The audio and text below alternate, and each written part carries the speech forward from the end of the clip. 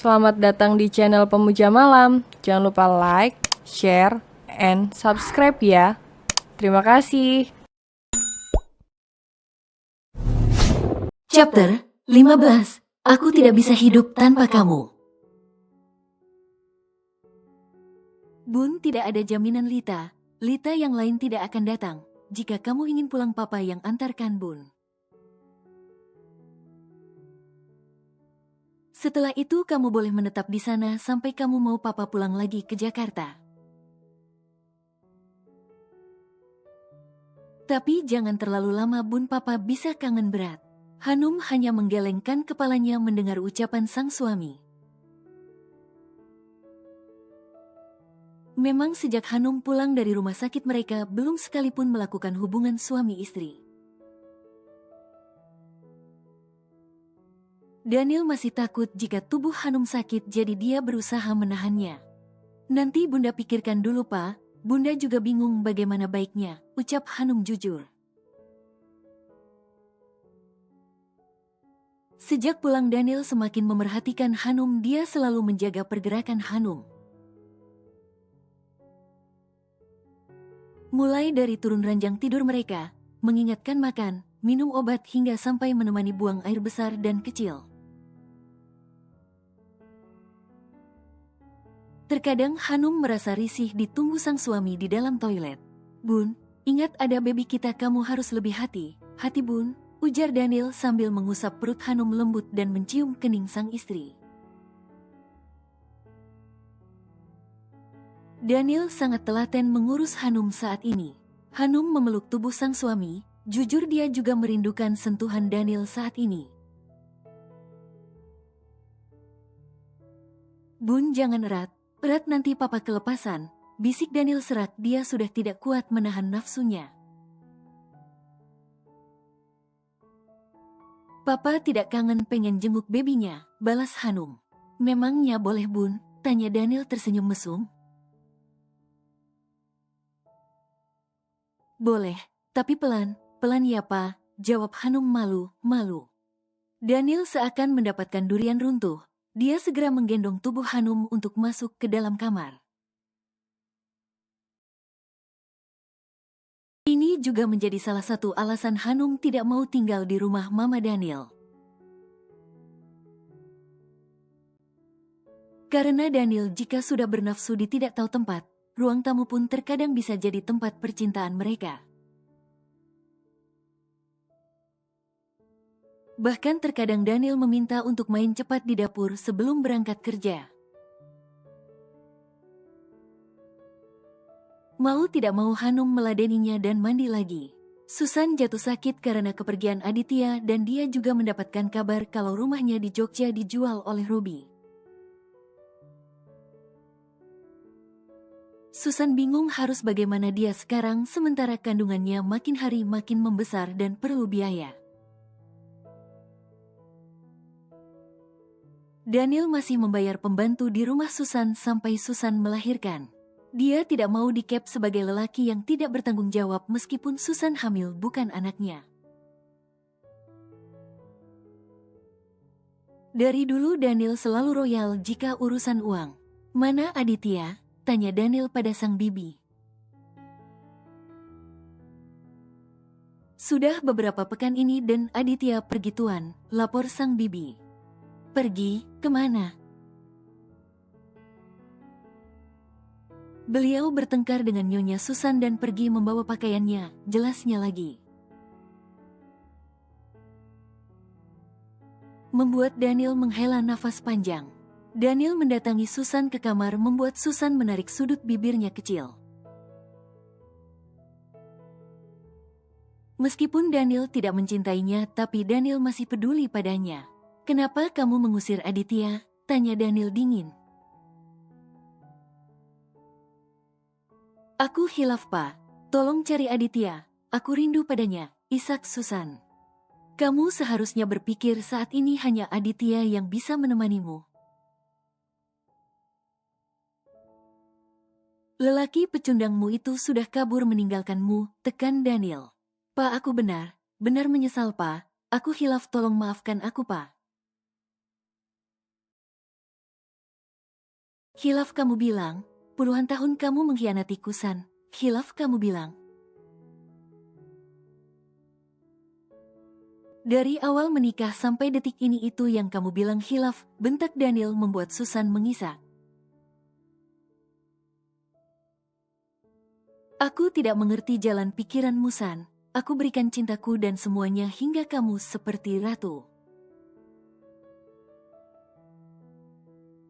Tapi kamu justru memilih tetap selingkuh bersama Robi. Pak, tolong maafkan aku. Aku janji akan mengakhiri semua ini. Biarkan aku tetap menjadi istrimu, Pak. Ceka, kamu gila ingin tetap menjadi istriku sementara dalam kandunganmu anak Robi. Aku akan gugurkan kandungan ini, Pak. Jangan menambah dosa lagi, San. Aku memang bukan lelaki alim. Tapi untuk urusan itu aku lebih berpikir normal. Lanjutkan hidupmu, mungkin akan ada lelaki lain yang lebih baik setelah aku. Pak, aku mohon, beri aku satu kesempatan, Pak. Aku janji akan jadi istri yang baik. Sudah tidak ada lagi tempat di hatiku untukmu. Saat ini aku harus fokus pada istri dan calon anakku. Tekan Daniel. Daniel datang hanya melihat keadaan Susan. Karena tadi Bibi di rumah itu menghubungi Daniel mengatakan kalau keadaan Susan makin melemah. Daniel tidak mau jika Susan mati hanya karena persoalan mereka. Bisa dia dan Hanum yang dikep buruk. Daniel segera menghubungi dokter pribadi mereka untuk memeriksa Susan dan dia sendiri segera pergi untuk mencari Aditya. Setelah kejadian Fanny mengambil bola Andre. Hingga saat ini Andre tidak mau bicara pada Fanny, apapun yang Fanny tanyakan Andre diam saja. Fanny merasa dia tidak mampu meluluhkan hati Andre. Dia ingin menyerah tapi mengingat mendiang Dian yang sudah menitipkan anaknya membuat Fanny harus terus berjuang. Mbak, ingin rasanya aku menyerah. Aku gagal, Mbak. Aku tidak bisa jadi ibu yang baik untuk Andre dan Caca. Isak Fanny sambil memandangi foto Dian. Aku tidak bisa menjadi Mbak. Anak Mbak baik dan lucu. Tapi aku yang belum bisa menempatkan diri, Mbak, ujar Fanny sambil mengusap foto Dian. Caca melihat ibu tirinya ini menangis, ada rasa kasihan. Karena Fanny sudah berusaha menjadi ibu yang baik. Hanya saja Caca belum mengerti dengan kematian sang mama yang mendadak. Dan dia masih syok langsung mendapatkan pengganti mamanya dalam keadaan masih berduka. Aku lelah, Mbak, ujar Fanny lagi. Rasanya aku ingin pergi, Mbak, meninggalkan semua ini. Lanjut Fanny membuat Caca terkejut. Jika Fanny pergi, siapa yang akan perhatian lagi dengannya? Siapa yang akan mengingatkan jadwal makan, belajar? Sebenarnya Caca mulai nyaman dengan kehadiran Fanny. Tapi kakaknya selalu mengingatkan Caca kalau Fanny itu jahat, hanya ingin papa mereka saja. Meskipun sikap Caca jutek pada Fanny, tapi sebenarnya Caca nyaman di dekat Fanny.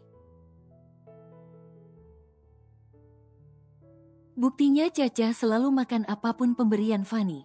Hanum sedang menuangkan air panas di dalam gelasnya, rutinitas yang sudah lama tidak dia lakukan melayani sang suami. Bun, kamu sedang apa? Tanya Daniel melihat sang istri sedang berada di dapur berkutat dengan benda panas. Buat teh untukmu, Pa. Bun, aku bisa membuatnya sendiri. Jangan, letakkan saja di sana, perintah Daniel. Tapi tidak diindahkan Hanum, dia tetap kuekeh ingin melayani sang suami meskipun hanya sekedar buat teh saja. Pak, aku sudah sembuh meskipun masih terus kontrol, setidaknya aku sudah bisa untuk membuatkan kamu teh. Bun, aku tidak mau kamu bekerja lagi. Mulai besok aku akan sewa pembantu yang datang pagi dan pulang sore. Biar kamu istirahat saja di kamar menungguku sampai pulang. Kamu terlalu berlebihan, Pak. Kalau aku kerjanya hanya tidur, tiduran saja akan sangat membosankan, jawab Hanum cemberut. Daniel berjalan ke arah ruang tamu lalu menghidupkan televisi menyetel siaran berita terkini. Daniel memeluk sang istri saat Hanum meletakkan teh dan duduk di sebelahnya. Bun, kamu tahu aku benar takut saat kamu tidak sadarkan diri. Duniaku seakan runtuh, Bun. Aku tidak bisa hidup tanpa kamu. Gombal, cebik Hanum membuat Daniel mencium pipinya berkali-kali. Usiamu tidak muda lagi, Pa, dan kamu baru bertemuku 1 tahun ini. Selama 40 tahun kamu bisa hidup, bukan?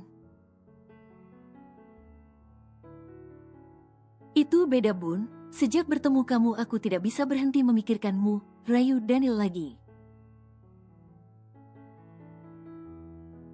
Kamu ingat dengan pertemuan kita pertama kalinya, Pa? Kamu marah karena hendak menabrakku. Ujar Hanum mengingatkan saat pertama kali mereka bertemu. Daniel yang jual mahal, salah tingkah dan berakhir dengan keromantisan. Daniel menarik sudut bibirnya kecil. Kamu sampai menyumpahiku ya, Bun, dan akhirnya sumpah kamu kesampaian. Abisnya Papa nyebelin. Tapi buat kamu kangen kan? Ayo ngaku, goda Daniel memeluk tubuh Hanum dan Hanum tersenyum malu. Daniel menghirup tehnya lalu meletakkan kembali di atas meja. Saat ini sepasang suami istri ini sedang duduk bersantai di ruang tamu apartemen mereka. Bun, Aditya kabur dari rumah, ujar Daniel membuka cerita. Kabur bagaimana, Pa? Tanya Hanum terkejut. Dia bertengkar dengan Susan dan Susan mengusirnya. Lalu kamu sudah coba cari, Pa? Aku sudah minta anak buahku mencarinya. Tadi aku dapat laporan kalau Aditya kos di daerah Kuningan. Kenapa kamu tidak minta dia pulang, Pa? Kamu tahu sendiri kan pengaruh dunia luar itu sekarang bagaimana? Apalagi Aditya dalam keadaan frustasi, dia bisa saja melampiaskan kemarahannya pada narkoba atau minuman keras.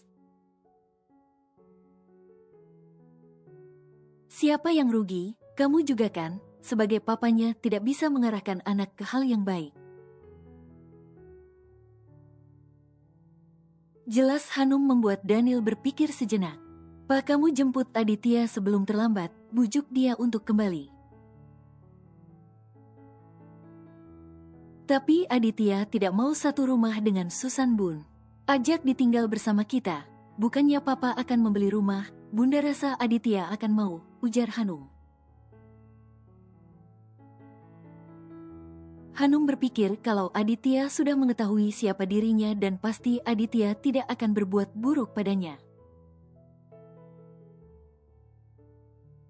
Nanti aku pikirkan lagi, Bun, jawab Daniel masih ragu mengingat Aditya dulu pernah menyukai istrinya ini. Daniel percaya pada Hanum tapi dia ragu pada Aditya. Ponsel Hanum berbunyi dan Hanum segera mengangkatnya. Halo, jawab Hanum lembut. Daniel memperhatikan sang istri yang sedang mengangkat telepon lalu Hanum terdiam dan air matanya mengalir deras. Ada apa, Bun? Siapa yang menghubungimu? Tanya Daniel khawatir. Hanum menggeleng kecil lalu memeluk tubuh Daniel, tubuhnya seakan bergetar tak berdaya. Adiknya menghubungi Hanum dan mengatakan kalau ibu mereka telah meninggal dunia. Hanum menangis histeris. Bun, ayo kita berangkat sekarang, kamu jangan menangis Bun, ujar Daniel dan diangguki Hanum. Dia ingin melihat jasad sang ibu untuk yang terakhir kalinya. Di perjalanan Hanum terlihat gelisah dan Daniel mencoba menenangkan sang istri. Air mata Hanum jatuh tanpa permisi. Sudah lama sekali dia merantau ke Jakarta demi pendidikan dan pengobatan sang ibu.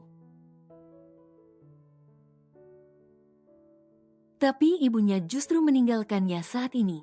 Belum sempat Hanum jujur pada ibunya kalau dia sudah menikah dan ingin memperkenalkan lelaki yang sangat mencintainya.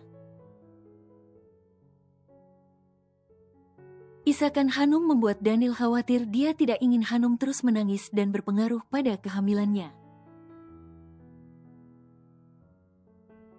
Sayang, ingat baby kita, bisik Daniel membuat Hanum menghapus air matanya. Tapi dia tetap tidak bisa menghilangkan rasa sedihnya saat ini. Zea memeluk tubuh sang kakak sambil menangis. Hanum melihat jasad sang ibu yang sudah terbujur kaku. Tangisannya kembali pecah. Maafkan Hanum Bu, maafkan Hanum tidak bisa membahagiakan ibu. Isak Hanum mengusap wajah sang ibu yang sudah memucat. Hanum anak durhaka Bu, membiarkan ibu menderita sakit di sini. Lanjutnya menangis di bawah telapak kaki ibunya. Mbak, kamu anak yang hebat, ibu selalu memujimu. Bahkan di akhir hidupnya dia selalu mengingat kebaikan Mbak. Isak Zea memberitahu pada sang kakak. Ibu sempat berbisik untuk menyampaikan terima kasihnya buat Mbak karena sudah berjuang untuk ibu dan aku. Mbak selalu ingat pada kami, lanjut Zea. Hanum meraung keras dan mencium kaki ibunya. Memang dari dulu Hanum selalu mengutamakan kepentingan ibu dan adiknya. Bahkan dia rela mengorbankan dirinya menikah dengan Daniel dulu karena sang ibu meskipun sekarang berakhir bahagia. Zea meraih tubuh sang kakak yang sedang mencium telapak kaki ibunya. Mbak, kita ikhlaskan ibu ya, pinta Zea dan diangguki Hanum pelan. Daniel bisa melihat betapa besarnya cinta Hanum untuk keluarganya. Hanum memang sosok perempuan hebat, dia lebih mementingkan keluarganya daripada dirinya sendiri. Buktinya semua uang yang ditransfer Daniel padanya dia berikan pada ibu dan adiknya. Padahal dulu Daniel sempat berpikir negatif pada Hanum. Tapi sekarang dia mendengar sendiri kalau Hanum adalah anak yang berbakti. Setelah pemakaman sang ibu, Hanum duduk di sudut rumah dengan pandangan kosong. Hati kecilnya belum siap untuk kehilangan orang yang sangat dia cintai, sosok perempuan yang sangat berjasa dalam hidupnya. Sejak menikah dengan Daniel, Hanum banyak belajar dari sang ibu yang telaten mengurus ayahnya dulu hingga dia terapkan pada Daniel. Sayang, makan dulu, kasihan baby kita, bisik Daniel. Hanum hanya menggeleng pelan dan menyadarkan kepalanya pada pundak Daniel. Banyak yang bertanya, siapa sosok lelaki di sebelah Hanum ini. Dari awal Daniel selalu menyemangati Hanum, bahkan saya sendiri sang adik juga penasaran. Kalau tidak mau makan setidaknya minum susunya sayang, dia butuh asupan. Papa tahu bunda perempuan kuat tapi bukan berarti ikut menyiksa anak kita di dalam sana, ujar Daniel pelan. Hanum mengambil susu yang sudah ada di hadapannya, entah di mana lelakinya ini bisa membuat susu untuk dirinya. Hanum meminumnya hingga tandas dan memberikan gelasnya kembali pada Daniel. Ini baru istri papa, puji Daniel tersenyum kecil dan membuat Hanum juga ikut tersenyum.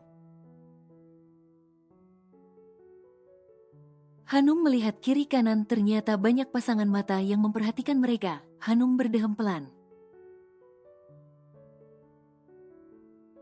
Maaf, kalian belum aku kenalkan dengan lelaki ini, ucap Hanum.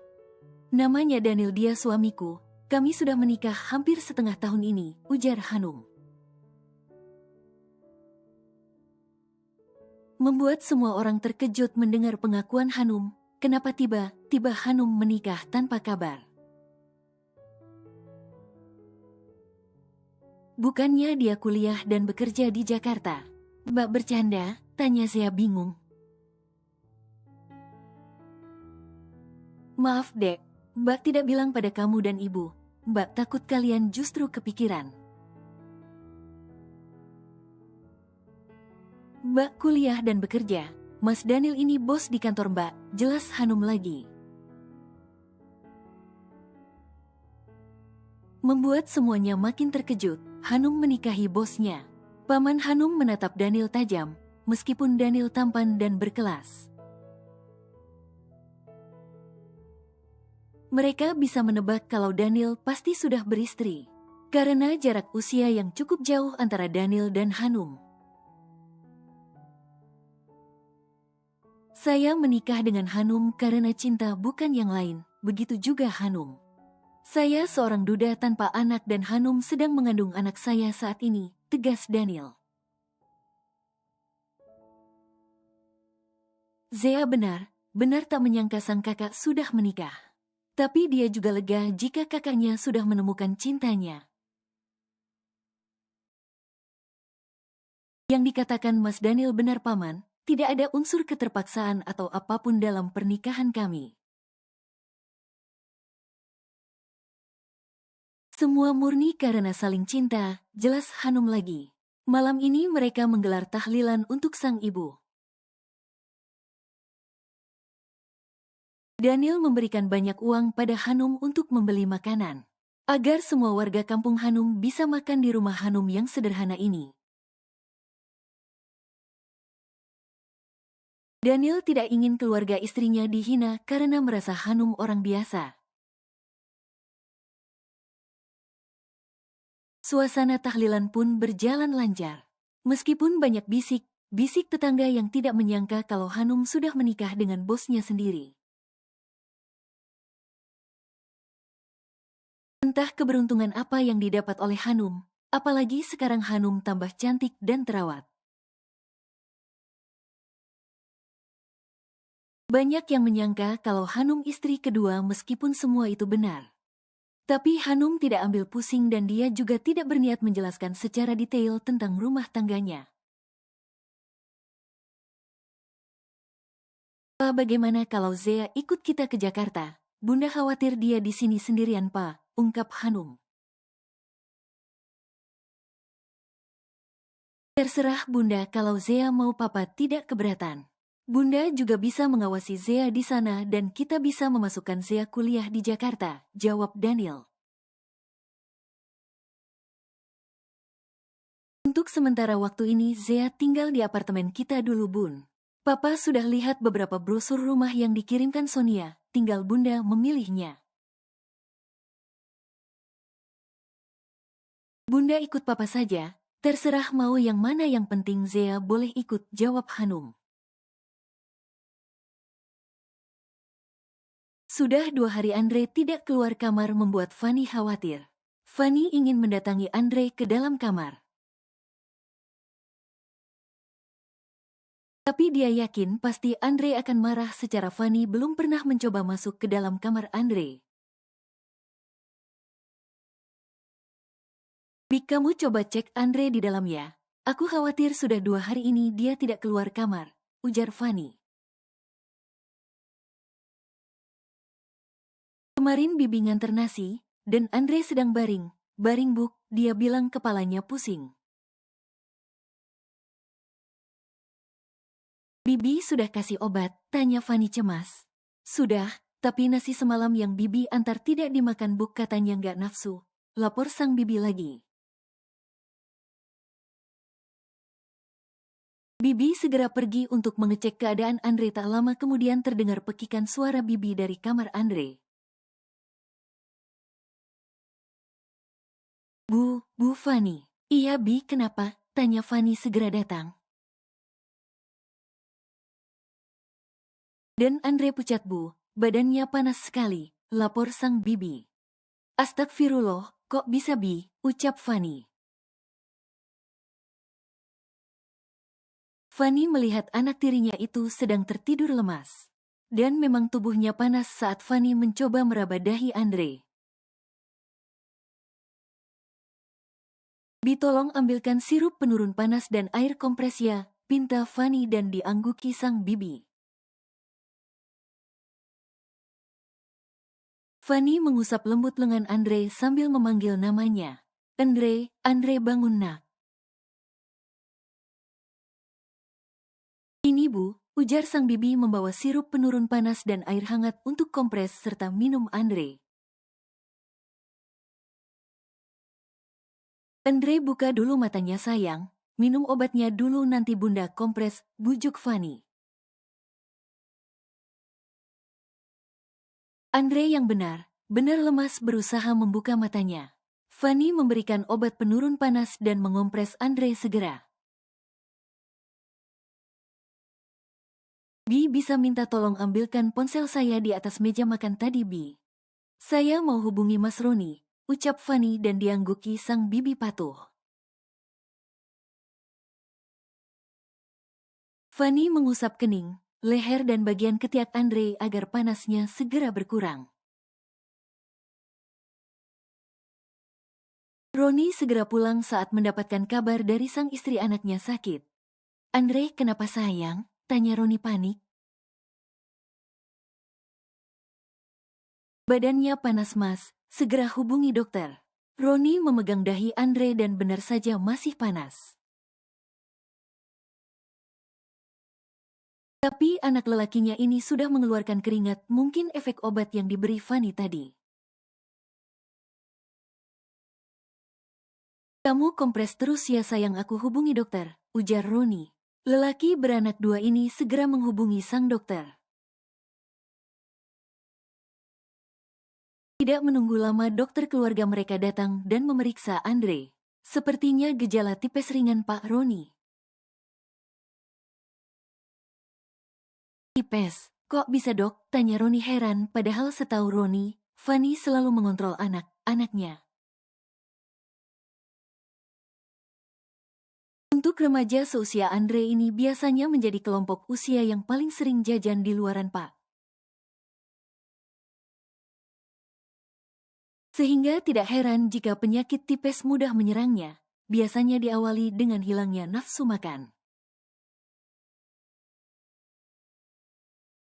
Terus kepala sakit dan pusing, mudah lelah lalu jika dibiarkan lama berat badannya akan turun, jelas sang dokter lagi.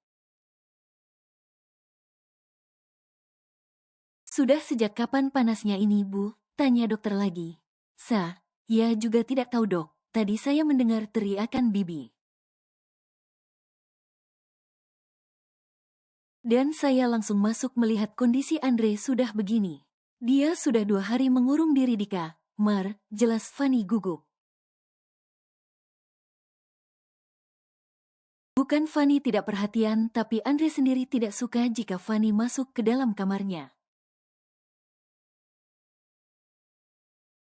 Roni menatap Fanny tajam, kenapa sang istri tidak bercerita kalau anaknya sakit bahkan sudah 2 hari. Saya resepkan obatnya ya Pak, jika dalam 3 hari ini tidak ada perubahan. Bawa ke rumah sakit untuk dirawat inap, terang dokter tersebut dan diangguki Roni. Roni mengantarkan dokter sampai ke depan pintu rumahnya lalu masuk kembali ke dalam. Bi, tolong buatkan bubur ya buat Andre, perintah Fanny sedangkan dia masih mengompres Andre. Aku ingin bicara, ujar Roni. Fanny mengikuti langkah kaki Fanny masuk ke dalam kamar mereka. Bagaimana bisa Andre sampai begini? Mas aku juga tidak tahu, semalam bibi bilang dia tidak mau makan. Terus kamu biarkan saja, Mas, kamu tahu sendiri kan kalau Andre tidak menyukaiku. Aku serba salah, Mas. Jika masuk ke dalam kamarnya tanpa izin dia bisa marah besar. Kamu sebagai ibu pengganti seharusnya tahu, Van.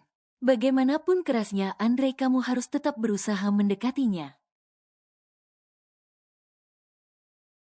Mas, aku sudah coba tapi tetap Andre tidak menyukaiku.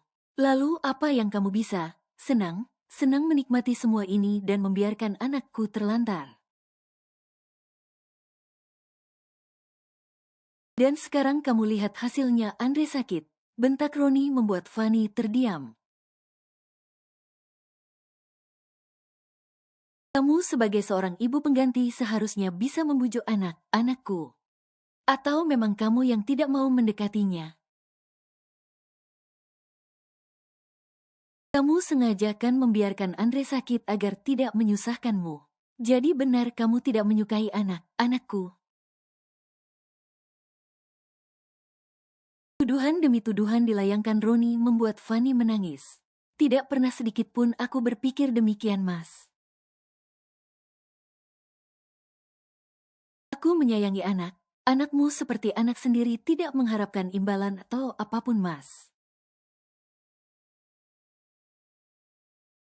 Tapi kamu tega menuduhku begini, Mas, isak Fanny. Roni mengusap wajahnya kasar lalu segera pergi meninggalkan kamar menuju kamar Andre. Caca mendengar pertengkaran Fanny dan papanya. Saat papanya keluar, Caca bersembunyi di sebelah pot bunga hingga Roni tidak melihatnya. Fanny menangis sesenggukan. Dia benar tidak habis pikir dengan Roni yang menuduhnya tidak menyukai anak Roni. Padahal Fanny sudah berusaha semaksimal mungkin agar anak Roni bisa menerimanya. Daniel sudah meminta Sonia untuk membayar salah satu rumah di kawasan elit dan langsung mengisi furniturnya lengkap. Agar sepulang dari kampung halaman Hanum nanti mereka bisa tempati segera. Sonia kegirangan karena merasa Daniel membeli rumah untuk persiapan dia tinggal sendiri. Karena akan bercerai dari Susan, Sonia pun bersemangat memilihkan rumah yang paling elit. Karena berharap dia yang akan menjadi nyonyanya nanti, semua peralatan dipilih Sonia dengan kualitas terbaik. Daniel tersenyum mendapatkan pesan dari Sonia kalau rumah yang dia pesan sudah selesai dan besok sudah bisa ditempati. Bun, kita jadi pulang ke Jakarta besok, sayang, tanya Daniel. Dia sudah tidak sabar memberikan kejutan pada Hanum. Iya, Pak, sore ini kita pamitan dulu dengan tetangga sekitar dan keluarga. Sekalian mau titip rumah biar mereka bisa lihat, jawab Hanum. Iya, Bun, bawa barang yang diperlukan, yang tidak perlu ditinggal saja. Untuk saya juga, Bun, yang perlu saja nanti kita beli lagi di sana. Tadi Bunda juga sudah bilang begitu sama siapa. Bunda mau titip rumah dulu sama Mang Idan biar dia sama istrinya bersih di sini, kalau mau tinggal juga boleh. Bun, kita rehab saja rumah ini, saat liburan nanti kita bisa datang kemari.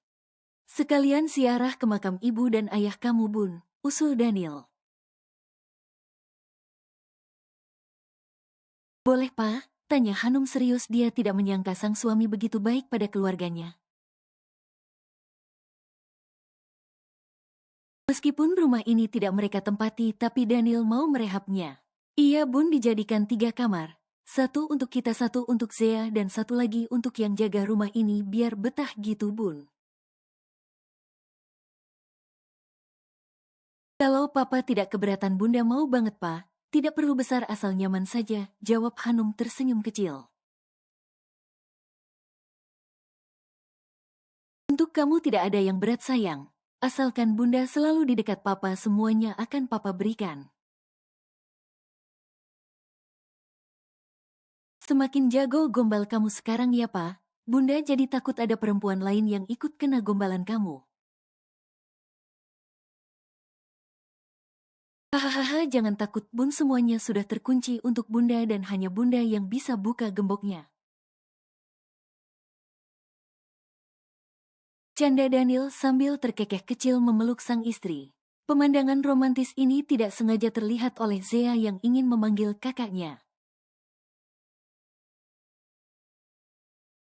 Tapi Zea mengurungkan niatnya karena melihat sang kakak yang sedang dalam mode romantis.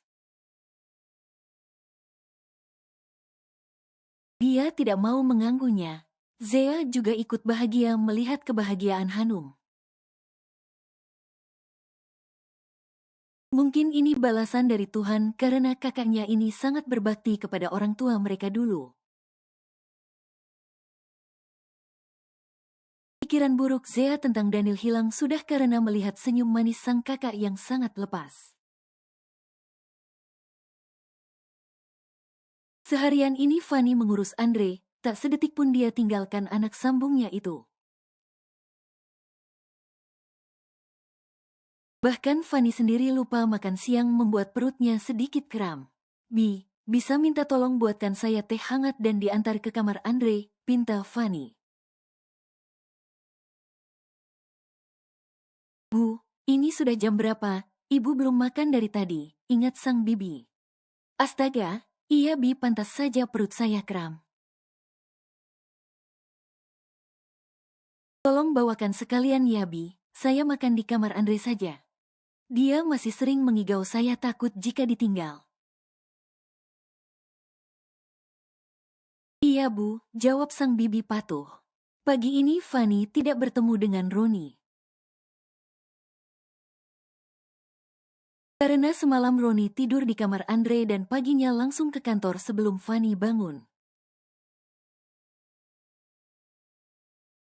Mungkin Roni masih marah padanya. Setelah makan Fanny mengompres lagi kepala Andre agar panasnya benar-benar turun. Makan dulu ya Andre, kalau kamu tidak mau bunda suapin. Biar bunda panggilkan bibi untuk menyuapkanmu, ucap Fanny lembut.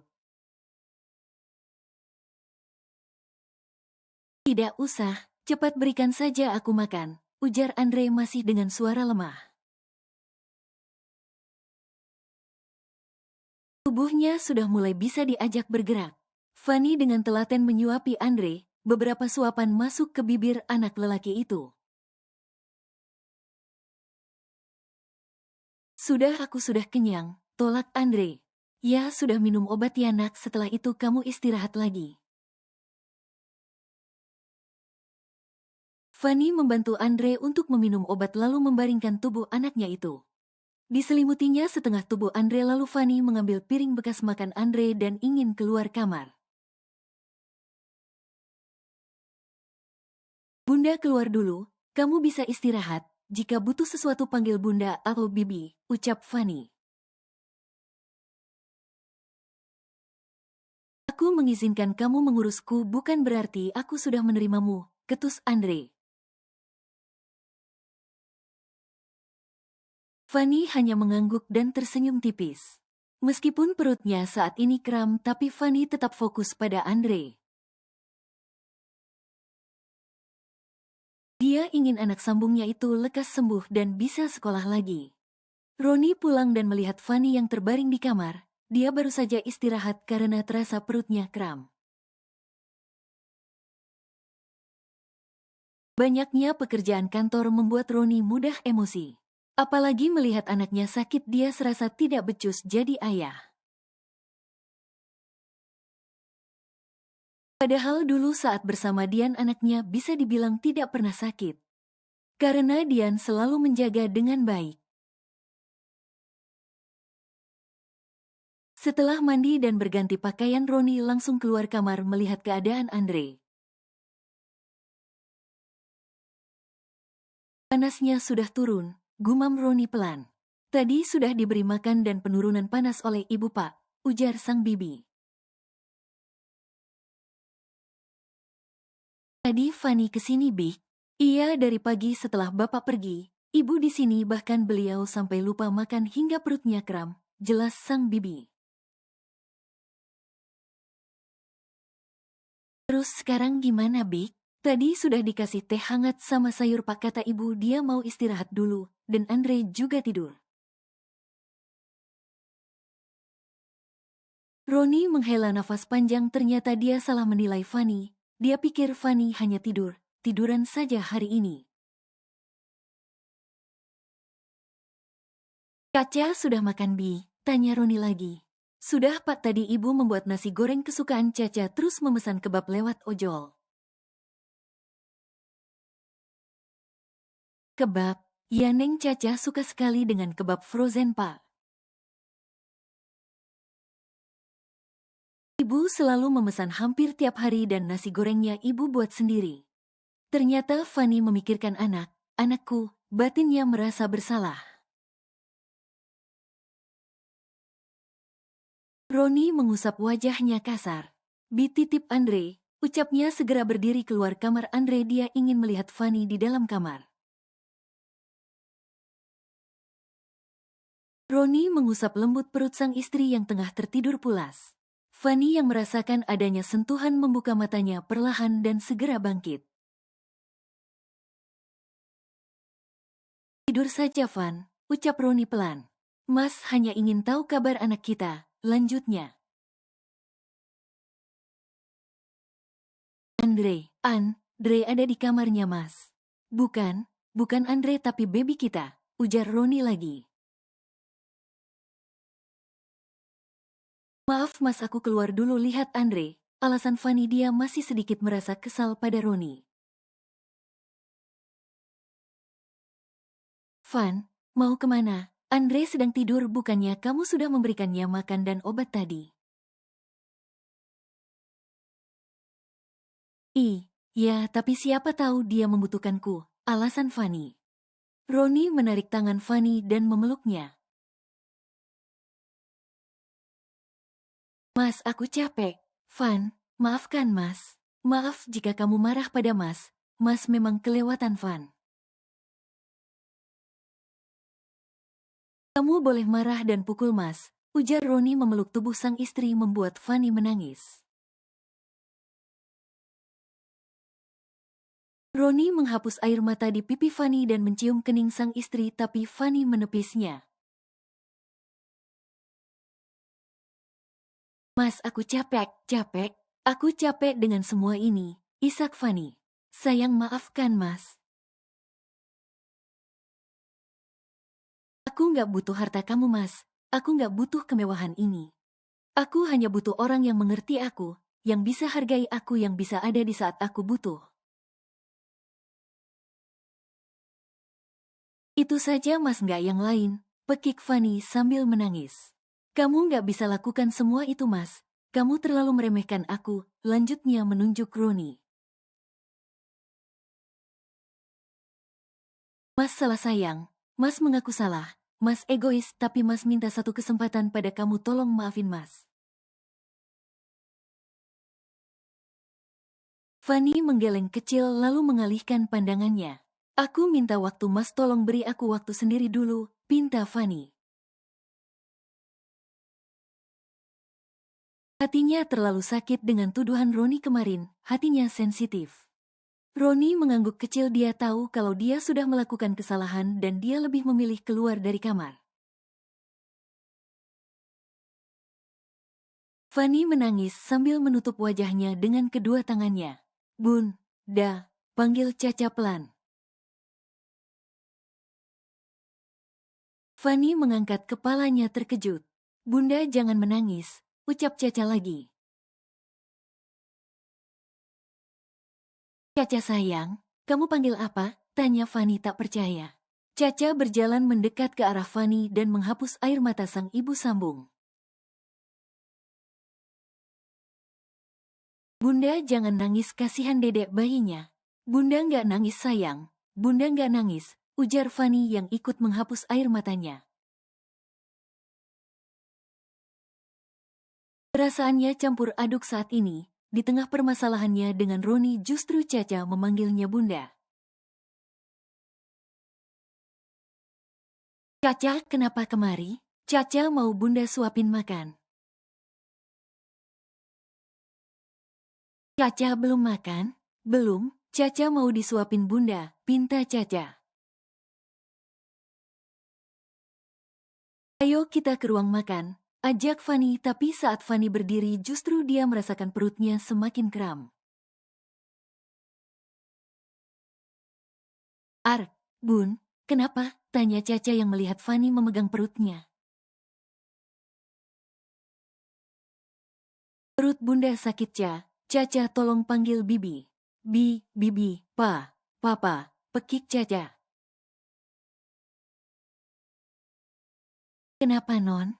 Bunda kesakitan di kamar, lapor Caca. Bunda kenapa sayang? Tanya Roni. Perut Bunda sakit, Pa. Roni segera berlari ke kamar melihat Fanny yang sudah tergeletak di lantai. Fanny, sayang. Pekik Roni lalu menggendong Fanny. Jaga anak saya bawa Fanny ke rumah sakit dulu, ujar Roni panik. Bunda, isak Caca. Jangan nangis Neng, Bunda nggak apa-apa, Neng Caca bantu doa ya, ucap sang bibi turut menenangkan Caca. Bagaimana dok? Tanya Roni cemas. Ibunya mengalami kram perut. Penyebabnya dok, biasanya kram perut ini terjadi karena selama kehamilan. Rahim akan terus berkembang sehingga menyebabkan ligamen dan otot yang menopang rahim menjadi tegang. Hal inilah yang dapat menimbulkan sakit perut atau kram perut saat hamil muda. Ibu terlalu aktif dan juga stres bisa juga jadi pemicunya, Pak. Makanya kebanyakan ibu hamil itu harus happy. Jika dia happy, anak di kandungan pun sehat. Terang sang dokter membuat Roni merasa bersalah. Jadi sekarang bagaimana dok? Tadi sudah saya kasih obat penguat kandungan dan sekarang perutnya sudah mulai enakan. Untuk malam ini sepertinya dirawat dulu ya Pak melihat perkembangannya semalam. Jika memang besok membaik diperbolehkan pulang. Jawab sang dokter lagi dan diangguki Roni patuh. Setelah dokter keluar Roni mengusap lembut kepala Fanny, berkali-kali dia cium perut sang istri. Maafkan Papa nak, kami berhak marah pada Papa, bisik Roni di perut Fanny. Sebenarnya Fanny memang merasa stres menghadapi anak Roni ditambah lagi dengan Roni. Tapi Fanny terus mencoba memahaminya dan ternyata dia menyerah. Aku menyerah Mas, ucap Fanny dengan nada bergetar. Sayang maafkan Mas, tolong maafkan Mas sayang. Kandunganku masih baru beberapa bulan Mas, jika terus-menerus begini aku bisa kehilangan anakku Mas.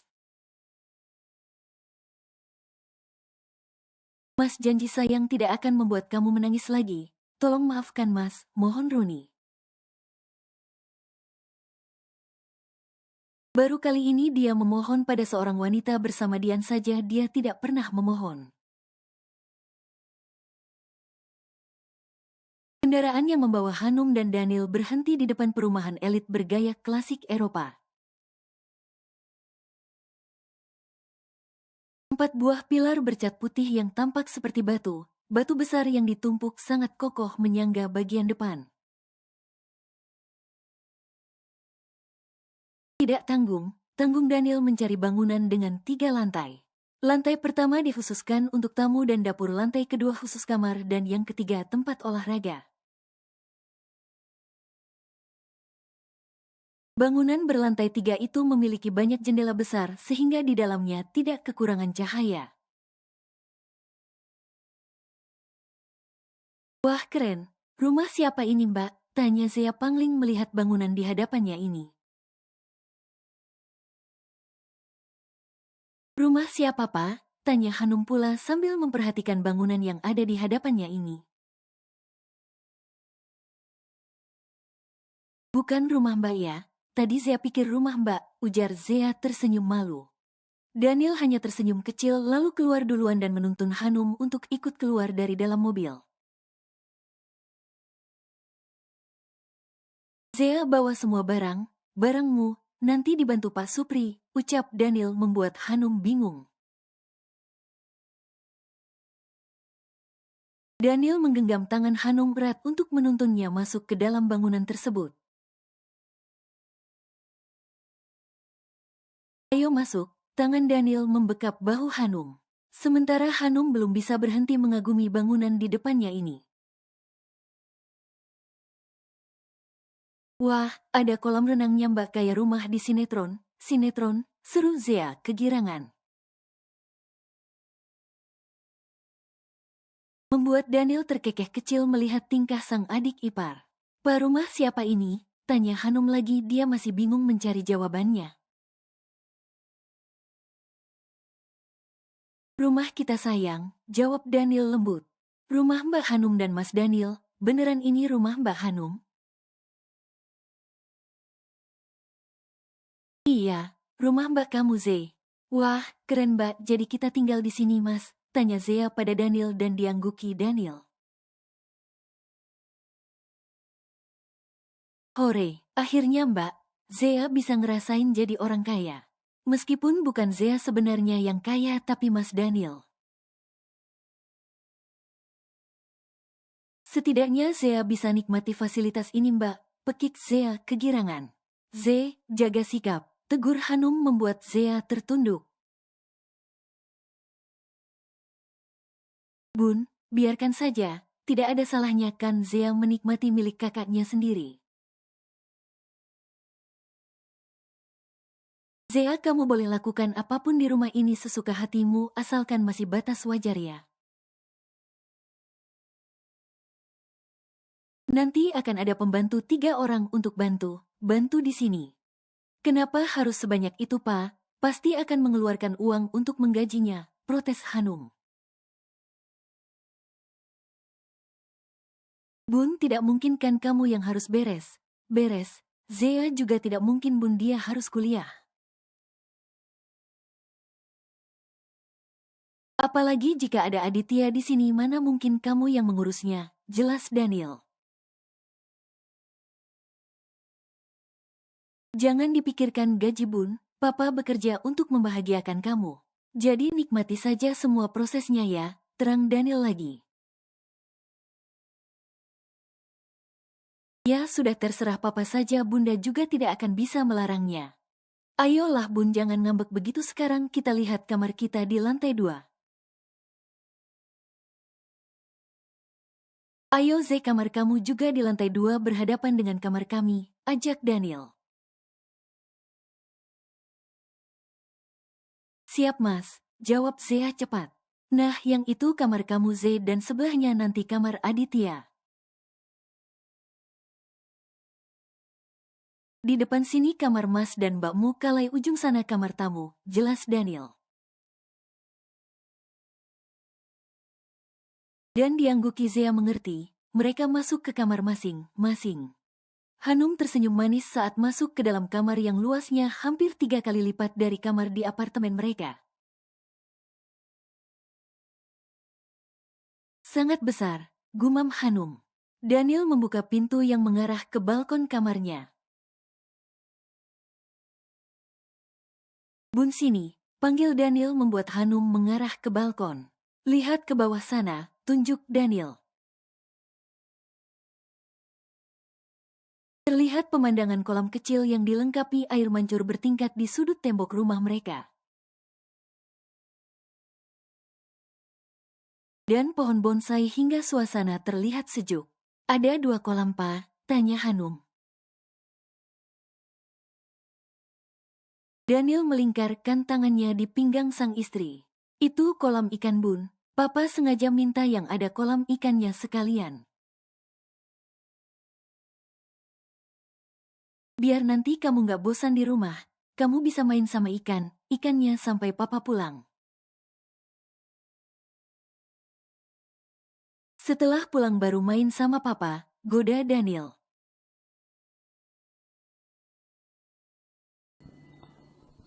Bersambung.